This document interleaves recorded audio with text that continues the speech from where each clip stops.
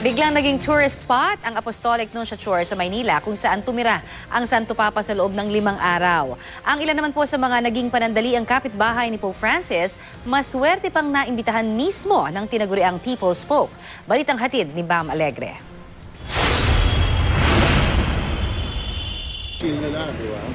Ang rosaryong ito na may nakaukit pang coat of arms ng Vatican City, isang nasagot na panalangin para kay Konsehal Monyo Pangco ng Maynila.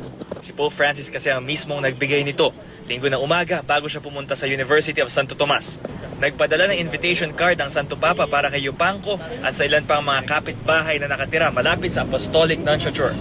Mahigpit ang bilin sa imbitasyon, bawal daw ang mga larawan at ang pagkuha ng autograph. Bawal din ang proxy. Tinouch ko na yung hand niya, nagmano ako, the usual Filipino, and then I kissed his ring. It was a fast meeting. Sa pag-alis si Pope Francis, nawala na rin ang mga barikada sa Apostolic Nunciature. Pero bigla itong nagmistulang tourist site. Walang humpay ang mga kumukuha ng selfie sa gate nito. Napil po namin yung yung kasagraduhan niya po. Nahawakan po namin yung mobile ni Pope. Ang sarap po ng pakiramdam. Kinikilabutan po kami kanina. Parang blessed na blessed po kami sobra. Nasilayan man ng Santo Papa o hindi, di may tatangging marami pa rin ang may hangover kay Pope Francis. Bam Alegre, GMA News.